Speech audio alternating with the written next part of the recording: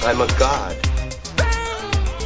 Well, what if there is no tomorrow? I'm a god. There wasn't one today.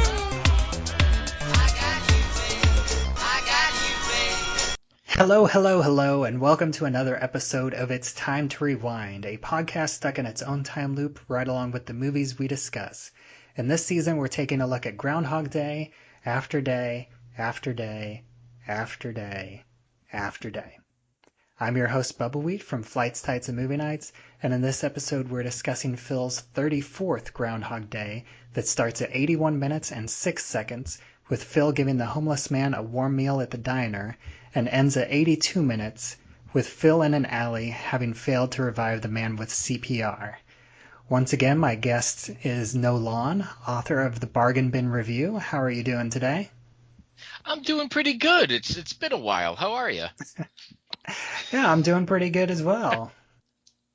Excellent. Glad to hear it. Now, I talked with you a little bit about this before we started recording, but something that I've noticed while I was editing the movie into the specific loops, and I've confirmed it with many of the guests that I've had up to this point, that there is a Mandela effect in this movie. And I know we already talked about it, but if I had asked you how many times did Phil try to save the homeless man in this movie, what do you think you would have said? I would have said like 3 or 4. I thought there was I remember it being more scenes of him doing things for the homeless man and trying to save the homeless man. Yeah, and I had the exact same thought in my head, and so did everybody else. And, they all gave me very different numbers, and, I actually recorded them, so here's what they all had to say how many times they thought that Phil tried to save the homeless man. How many times did Phil try to save the homeless man's life? I know we get longer bits in the montage and shorter bits. How many times did you try to save him? I would say between half a dozen to a dozen, maybe. I think it was 4 or 5 times. 5 or 6. Is it maybe 4, 5? 4 or 5? I would say at least 8 times, maybe 9, maybe more than that. And we see, looks like 4 different things of him trying to save the old man. So what do you think it is about this man and, especially just within these 2 loops, we really only spend 2 minutes with him. He never says a single word, and yet he leaves this huge impact on the movie as a whole.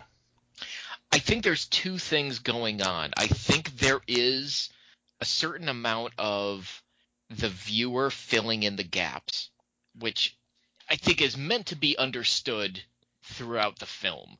I mean, I get for the purposes of this series, and that you're calling out like specific days, but I think everyone is fully understands that there are far more days going on than the ones we've seen, right? Like how many days? I don't know if this is spoiling things or with the background, but it's this is like the 34th day or is like the 34th episode. But clearly he has been doing this for. You could go online and you have people hypothesizing of how many years or decades that Phil has relived this day over the course of the movie. So I think there's a certain element where the viewer adds in a bunch of days and a bunch of different attempts here, and you kind of connect the dots, even though they don't show it, that you just assume that he has been probably spent a week or maybe a month trying to save this guy. So I think there's that aspect of it. I don't know if that makes sense or not, but Oh yeah, definitely. And I've been keeping track myself of how many days I think he's been in here up to this point, and then I did get completely screwed up by the ice sculpture day because that just comes out of nowhere, and And so I kind of gave up a little bit at that point, just because that completely threw me for a loop. Yeah. But I had him up to about a year right before the ice sculpture day. Okay. Yeah, and I've never sat and tried to do the math or anything, but yeah, I know there are videos out there, and there's and articles out there that are guesstimating that when all's said and done, he was there 30 to 40 years or something like that. Yeah, and it doesn't help that both the writer and I can't remember his name at the moment. I should know it because I've mentioned it several times. Mark Rubin and the director Harold Ramis. They've both been interviewed multiple different times across the many different years, like for the 5th, 10th, 25th anniversaries of this film, and it seems like they give a different number each time. Yeah, so it's true. But in fairness to like this sequence here, even watching it just as being, and we didn't get into the nitty gritty of exactly what happens here. I never interpret this as happening on the same day, and maybe that's just me. Him feeding him happened one day, and then the alleyway happened on a different day. Yeah, at least in my head, I interpreted it as, I mean, and as part of that Mandela effect you were talking about, where we think we saw like numerous versions of this, but in my head, he took him to the diner, and then stuff happened, and he still died. And then on another day, he found him. He tried to get him out of the alley, but he's still in the alley, and he died. Yeah, I could be wrong. It's just how I was. That's why I say when you look at. Yeah, like you said, your mind just fills in the blanks. Right. So I was actually revisiting this for today's show. I was surprised because there's nothing to indicate that they are separate loops, but they don't. But in my head, they were, for what that's worth. And for my part, whenever I've been editing this, the way I would look at it, and whenever there's different scenes of him doing different things, I would always take a look at it, and it's like, could these possibly take place in the same day? And if the answer was no, then I would have to split them up into different days. But if the answer was yes, then I would keep them in the same day. And I think for the most part, there's not really any major issues. And whenever I was doing my research before cutting this movie up myself, most places actually say that he spent, I think, 36 or 38 days. But I came in just like 1 or 2 shorter than that. So I think I did lump together a couple days that other people might split apart. And this might be one of them. But it makes sense to me that this could very easily have happened in the same day, where he... Yeah, there's certainly nothing to say it didn't. Right. Then I think the other one that I think other people might split up is, going early on whenever he goes to see the neurologist and the psychologist and goes bowling. I have that all in the same day. And I think other people probably split that up into multiple days. But I think that you could arguably say that all could take place in the same day. Sure. Absolutely. No reason it couldn't. So. Yeah.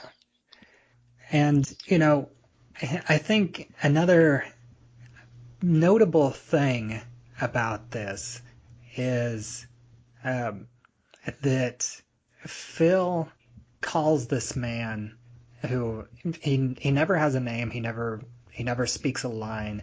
We just we do hear like a occasional like grunt.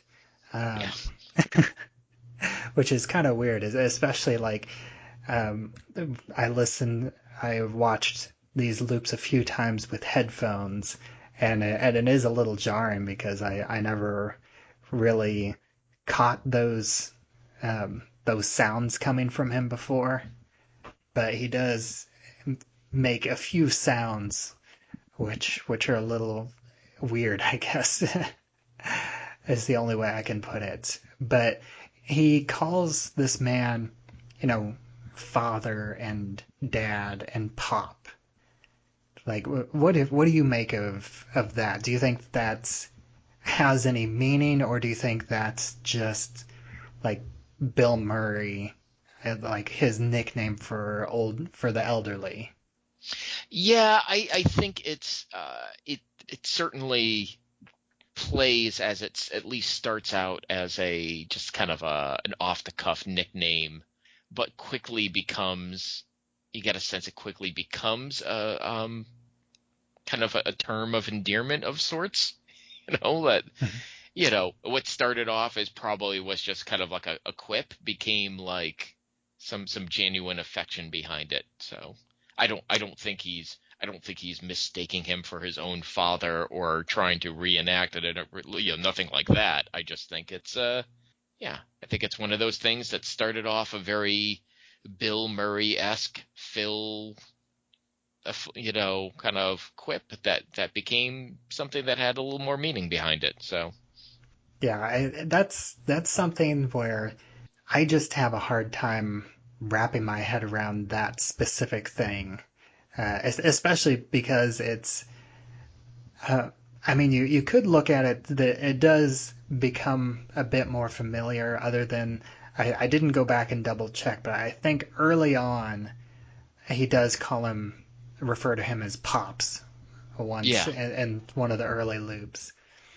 But whenever you're getting into these, the first time that he talks to him, he calls him Father. And then in this one, whenever he's trying to revive him, first he says Dad, and then he reverts to Pop, which it feels like it's starting off more formal and then becoming more familiar, where at least personally, I feel like Pop is a more familiar term than father or even dad. It is. It's also a little more off the cuff kind of. I don't know what to make of it other than that. I think he's just, it may also be as simple as they never came up with a name for the character and they're just kind of winging it. I think we talked about that last time, a certain amount of improv on the set, and there is a part of me that wonders if this was something that Harold Ramis, this whole sequence, he kind of like, oh, we need something like this at this point in the movie, and then just kind of threw it together real quick. I don't know. Maybe I'm not giving the screenwriter enough credit. Which it's also weird whenever you compare this. Like I know I mentioned it in the last episode, but going back to the I'm a God day, where he knows everything, he knows everybody's name, he knows their entire history, but we don't get that with this guy. We don't know where he's from. We don't know what his name is. We don't know why he's homeless. Is he a wino? Is he just, is he a veteran? Is he disabled? Can he even speak? Yeah, that's true. And there's no indication either way in the film, which I kind of like. There is so much I love about this sequence. And this is getting into the other, I kind of partially sidestep your initial question of like, why does this have such a big impact on the audience? I think this sequence, and maybe before I get too wound up, did we go into like a deep dive of exactly what happens? I feel like I'm about to do a big wind up, and maybe we need to do more detail. No, I haven't. Like, I just mentioned that it started with them in the diner and ended with him trying to give him CPR, but that's the extent of it. Yeah, and I don't, unless you had some caught some interesting things in the background. I mean, that is it. I mean, we're talking. It's a very short Yeah, sequence it's right literally, you know, um, as soon as he pops up on screen in the previous day to whenever it cuts at the end of this day is exactly 2 minutes of screen time. Yeah. So it is brief, Mhm. and it is him in the diner feeding him bowl after bowl of soup, and then some like breakfast also shows up, and then Which straight to the. I was trying to see if I could figure out what was on that plate because you clearly see a slice of melon, a slice of cantaloupe. But other than that, I couldn't exactly make out. It might have been like a couple eggs. There's definitely like I don't know if it's French toast or like I was Texas thinking, toast. I was thinking it was like French toast. Yeah, yeah. There also seemed to be like a mound of something along with it. And there's like a little paper, like almost ketchup cup, like one of those white ketchup cups with some like black stuff in it. Probably syrup. I'm guessing. Well, it looked Yeah. like something solid, like threads, Huh. like almost like pickled cabbage, but Which would be an interesting yeah. accompaniment for French toast, but sure. I mean, like I don't think that that's what it is, but that's just the thing that I can come into mind, like shreds of something like black or dark purple or something like that. Yeah, he definitely is trying to stuff him in that diner. I almost wonder if he overeats one of the days. You know? Yeah, but then there's a smash cut to him in the alley and Phil trying to revive him and give him CPR, which is kind of jarring when you're watching it under the microscope. I think that's where when you're watching it just as the movie and you're having the movie is kind of washing over you, I think you kind of mentally insert a bunch of days in between of him trying and failing to save this guy. Yeah, and really the only other background detail in this that you can kind of make out is there's a shopping cart, which, just seems like the stereotypical homeless shopping cart where you just make the mental jump that that's probably his stuff there in that shopping cart, and this is like his alley. Right. But that is the beginning and end of this day, whether it's one day or a bunch of days kind of stacked up, Yeah, and the more that we talk about this and like the more I think about it, I almost want to say that maybe this old man actually can't speak. And it's a that's possibility. Yeah. and that's why that would make sense why we don't get his backstory, why Phil has to call him father or pop, why Phil isn't really able to get to know this person. Right. There is a deleted scene. I don't know if we Yes. want to talk about it here because I think the deleted scene definitely suggests that Phil has gone through this and attempted to save this guy numerous times. Yeah, I think so too. And the way that the deleted scene is set up, it feels like it takes place like immediately after, like there wouldn't even be a cut. Oh yeah, it's like it probably Like is an extension. Like an extension. Yeah. It's an extension of the alley CPR scene. It's definitely that. And so in this deleted section, after Phil like looks up to the sky and has his, and we haven't mentioned that Phil, I've mentioned his facial acting a few times, but he does give this very emotional. You can see that his eyes are kind of glistening with tears as he looks up to the sky at the very end of this. But right after that, in the deleted scene, he covers the man up and walks off screen. And then immediately an ambulance pulls up and two paramedics come out and they check the guy. And one of the paramedics finds something in his pocket. And it's a poem that, we assume was written by Phil. and it reads, "Every night by cold bricks' glow, I watch the shadow rising from this old man in the snow. At 8:02 he let it go. At 8:02 he let it go."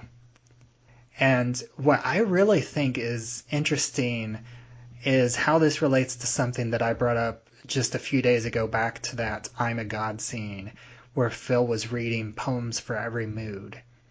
And even though he quoted a poem that wasn't in the book, "The Only God Can Make a Tree," one poem that was in the book that I thought would have been appropriate for them to reference was "Walking Through Woods on a Snowy Evening."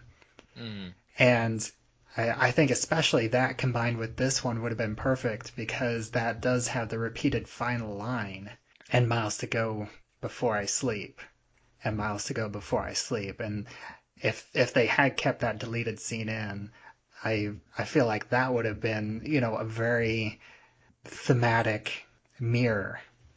Yeah. The poem is lovely, and it's a lovely moment. I'm glad they cut this part out. Yeah, I am too. It does, I don't know, just makes it not too real. I mean, why don't you go ahead while I'm kind of, I guess, Yeah, I collecting my mean, so thoughts. part of it is so much of the movie you're with Phil the entire time, and you journey with Phil, and this takes you away from being with Phil. It also kind of brings, in that regard, it kind of brings the movie to even more of a halt, because, and I think because you're not with Phil anymore. I mean, I don't think there's a scene that he's not in. Maybe at the very, very end, but you're with him the whole time, and to suddenly pull away from him feels a bit jarring. It's also not the scene I would have wanted to see here. I was what I would have wanted to see is basically the same Mandela effect that everyone else had. I wanted to see a more of a montage of him in different places trying to doing things for the old guy, and trying to help the old guy, and then not being successful. And I don't think you gotta do a big drawn out thing. It could have been a couple seconds in each thing, but just to really drive it home, like, no, he's trying this over and over, and all sorts of different things to try to keep this guy alive, to get him through the day. Yeah, and I think that deleted scene is only like 30 seconds to a minute, and I think it would work better to have 30 seconds to a minute of Phil doing nice things for the old man. And in fact, I've actually, I'm still more or less sticking to where the movie is at this point, in the show. So I haven't fully rewatched tomorrow, which is really the last big day, but I'm 95% sure that this is the last that we see of the old man. Like, he doesn't show up in Phil's perfect day tomorrow. I'm pretty confident he doesn't. I mean, you'll probably know it when you see it, but I think it would be damaging to the film if because I think after this it goes into the perfect day, and if he walks by him during that perfect day, then you're like, oh, you're just reminded of him. But it does. So now I'll get into my big wind-up of I think this sequence is crucial to the film, believe it or not. And it's a weird thing to say, because clearly from a plot standpoint, you don't need it. You could have cut this whole section out, gone from him getting better and better at piano playing and ice sculpting, and then suddenly we get to that perfect day, and here he is, the kind of the fully realized version of him. But I think this is a crucial sequence to this movie, because it takes the movie from being good fun to being great. Because you have this moment of him realizing, no, you're not God. There are things that you can't stop, that you can't prevent, no matter how much you may want to or how hard you try. that there are some things that are beyond your capabilities, and him kind of coming to that realization, but still not losing hope that he can still be that you could still be good, and kind of still learning through this process to think outside of his own wants and needs and his own kind of growth and abilities. Yeah, this is crucial to the movie in my mind. Yeah, I agree with you, and thinking about these 2 days, a large part of me has thought that I would actually want to see it spelled out a little bit more clearly that this is Phil learning that he can't change everything, like that he can't make everything go his way if he puts enough time and effort into it. And certain things he does just have to learn to accept that this is the way it is, and there's nothing that he can do to change it. Even though we did, which is, in a way, it's a mirror of his first date with Rita, except for the fact that he actually is able to change that throughout the second half of the movie. By changing himself, he's able to go back and fix that first date and actually have the start of a meaningful relationship with Rita. But this is something that he can't change, and even though a part of me wishes that they would have made that clearer, I think that the brilliance of this movie is that they imply enough of that in these 2 minutes that they don't really need that, because your own head fills in the blanks, because they use enough movie shorthand, emotional shorthand, and they bookend it with these nice moments. As much as these like last 15 minutes have really been like an emotional roller coaster. We see him killing himself, and then he tells Rita that he's a god, and then we have this romance or platonic / romantic day and evening with Rita, and then we have these uplifting days with Phil bettering himself, and a funny day or a funny moment with him hugging Ned, and then we go back down again with this old man, and this all takes place in the span of just like 15 minutes, and that it's able to do that, but you are right there with Phil the entire time, and you are still rooting for him the entire time, and you're not lost, and it works. Yeah. Oh, it absolutely does. I mean, there is something to be said about the movie has trained you at this point, because you're deep in the movie at this point, clearly, Yeah. kind of at the heading into the third act, where it's trained you to kind of insert those days in between the scenes you're seeing. We don't need to see 5 shots of him getting better and better at piano lessons. Like, we get like maybe like 2 or 3, and then like, okay, we get it. He's getting, we've seen the Rocky training montages before. So, but even, early on in the movie, when all the times he gets slapped, or all the times he destroys, you watch him destroy the alarm clock, you kind of understand that, like, for however many you see here on screen, it's happening, like 10 more times, or 10 times as many times, that kind of deal. Which is where I think a lot of the Mandela effect that we were talking about early on comes from, Yeah, and I've been keeping track of some of the biggest, the most notable moments that are repeated, and nothing in this movie is repeated more than 9 times. Huh. It's interesting. And The two events that are repeated 9 times is I Got You, Babe, Okay. and him at Gobbler's Knob, like with the Groundhog Day report. Yep. I would have guessed the slap, but I think there's a cap on the number of times he gets slapped. So Yeah, and I don't really count that because that all takes place in one specific chunk. Like right. they're all in a row. It's not, he doesn't come back to the slap. Once he gets slapped like 7 times in a row, but then you're done.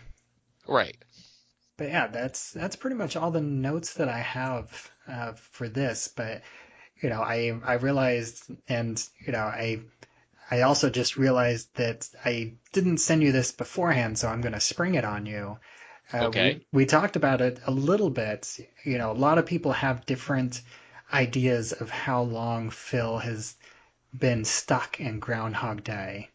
And so, if you had to put a number on it, how long do you think that he was trapped in Groundhog Day? I know that people have written articles and done analysis on this to try to determine it, so I feel like I can't give a unbiased answer, because people who have actually put some real thought into this have kind of tried to figure it out. My knee jerk would have been 10 years, but I've seen a lot of stuff that they figured it out and it's closer to 30 or 40 years. All right, so you think 30 to 40? Yeah. Yeah, I think, and I've been keeping track of this, and the only thing that I don't like is the majority of those, like the majority of the time that you have to account for is all in these last 4 or 5 days.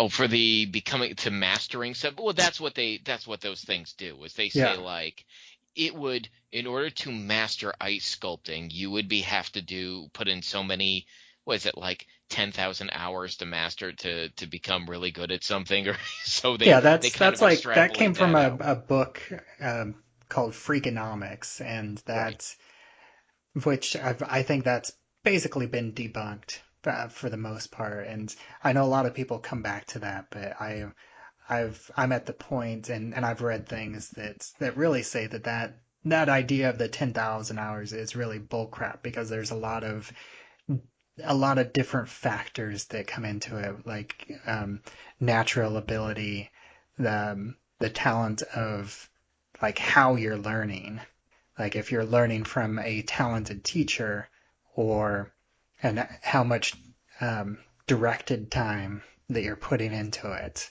can speed that up a lot. Oh, sure. Um, yeah, I think that is a very fair argument about it. But there's a lot of scenes that get kind of glazed over because it's played for laughs early on. But if you stop to think about it, must have been a hunk of time and a hunk of days to kind of work through. And the one that jumps to mind is the robbery. Like he's got that. I give that one about 2 months of planning, like two Yeah, months to between planning. 2 months and 100 days. So, but that's just straight. So I'm thinking it's that plus just like noticing it, the time between noticing it and then having the idea, and then you see, and then like watching for a while and then kind of piecing it together, and then because I would say it's probably, the 2 months to 100 days of just getting the choreography of it and such down. But I think there's also something to be said about just having the idea and, that kind of thing. So I would say probably closer to, 4 to 6 months when all's said and done. And Yeah, that's just that's actually one little not. throwaway gag. Yeah, that is like for the planning I have that, but I did take that into account too, and like the number I gave for all of that combined was 150 days, because that's also the same time that he says that he's seen Heidi 2 over 100 days, Yeah. or over 100 times, which I imagine that was the time that he was just dating multiple women. Yep. And then at some point during that, he noticed this, he thought, well, this would be more fun if I had money. And then that's whenever he gets the idea somewhere early on there, and then gets to the point where he's a master at, just a nonviolent robbery. Right. Did you have you pieced together an estimate, or are you saving that for the grand finale, the season finale? Like I said, up until the ice sculpture, my estimate was just over a year. Okay. I had him at about 6 months whenever he started getting slapped by Rita, and that was kind of his low point. And then I figure it took him about another 6 months to get out of his depressive funk in order to get to the point where he starts learning about all the different people and starts getting to a point where he has the good platonic day with Rita. And then I haven't really figured out in my head how long he spends bettering himself, because that's really where the biggest chunk of time is, because that's where he spends this time becoming a master pianist, or at the very least, mastering a song. And I talked about this yesterday, but he also does some improvisation and actually, changes this, like he morphs from one song to another. So that involves actually knowing enough about music to write his own music, like to make changes to the songs that he's playing to where it sounds good. So that's not just like learning to play a couple songs. Yeah, and as somebody who cannot play an instrument to save his life, I could not tell you how long that would take to acquire that skill. I know I tried shortly after college, I tried teaching myself guitar, and I got to a point after 2 months, I was able to play the world's most stilted, lifeless rendition of Greensleeves. It sounded like, I was hitting all the right notes and everything, but it sounded like somebody playing at gunpoint. It was not good. So I'm right there with you, but my go-to was chords from Metallica songs. Like I was learning to play the notes from One and Enter Sandman. Those were the ones that I was learning. Awesome. And then one last thing that I've been asking everybody, because we have been talking a lot about there's a lot of days that we don't see and a lot of days where our mind fills in the blanks. But if you had to pick out one of those days that maybe you would have liked to have seen, other than, we talked a lot about, maybe seeing more of Phil helping the old man, but if there was like one specific scene, one specific day that Phil would have had that you would have liked to see, like maybe a deleted scene or something like that, what would that be for you? Oof. Maybe him getting good enough, like early on, getting good enough at like shooting pool or bowling to start like sharking people. That would have been. I think within character anyway. I think that's funny that you say that, and this actually hasn't happened for quite a while now with me asking this question, because early on there was a run of 3 or 4 people almost in a row that said the same thing, which actually was a deleted scene in the script. And then what you mentioned is actually a deleted scene that I believe that they filmed. There is a deleted scene, I believe, because I don't have the newest special edition to watch the deleted scenes myself, but there's a deleted scene either in the script or also that they filmed of him like being good at pool, and then the one that I'm pretty sure that they did film is him bowling a perfect game. Yeah, it felt like I was coming off the cuff on that. I had no idea that was actually a thing. It just seemed like that would have been fitting with Phil as he is early on, and when he's really first starting to take advantage of his situation, where like he has the conversation in the bowling alley, and you could see it. You could see a scene like that kind of as a fast follow to that conversation. It's like, oh, there's no consequences. All right, now I'm gonna get really good at pool and just hustle everyone and that kind of deal. Yeah. All right. That's all I got. Unless there was anything else that you wanted to talk about before we go here. No, other than to say thank you for inviting me on. I really do think that this sequence really takes this movie to another level. Like, really, it's thinking about it. It's one of those things where you see the movie enough times, you really think about it. This is, like I said, this is a whole sequence that they could have just cut, and you wouldn't have even known it was missing. But it really makes it something special, and I'd have to go back and revisit other time loop movies and stories, but I feel like that's something that they don't often have. And maybe because this is very much a character thing as opposed to a plot thing. So, I'm very curious to explore that myself as this show goes on into later seasons. Like, part of me almost wishes that I would have saved Groundhog Day for a later season, but at the same time, I don't think there's any other movie that I would have rather started with than this one. Yeah, I think, because now I'm thinking about it, I think Palm Spring has a scene or a moment like this late in it. I'd have to watch it again. Palm Springs is really, really good.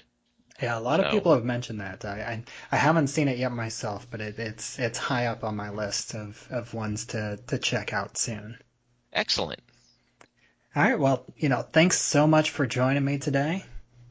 Oh, thank you. And why don't you go ahead and plug whatever you want to plug before you get out of here.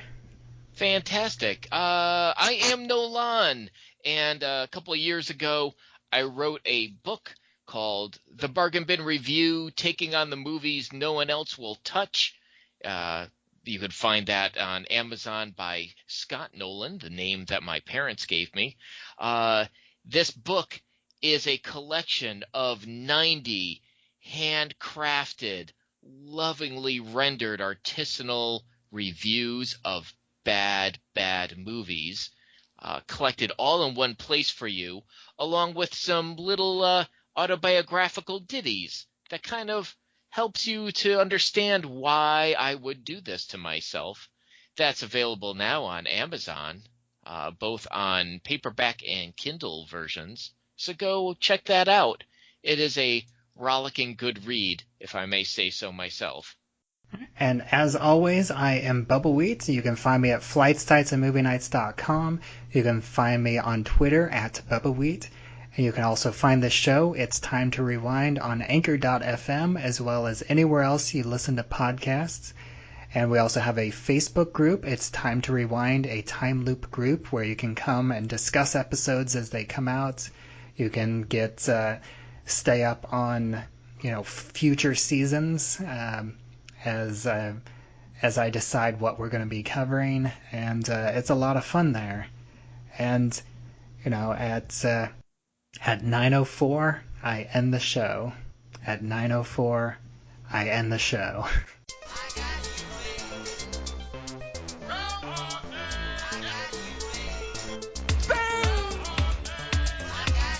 I'm a god. Well, what if there is no tomorrow? I'm a god. There wasn't one today.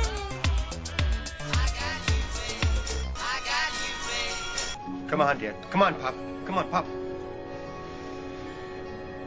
Come on, come on, come on, breathe. Breathe, Pop. Breathe, Pop.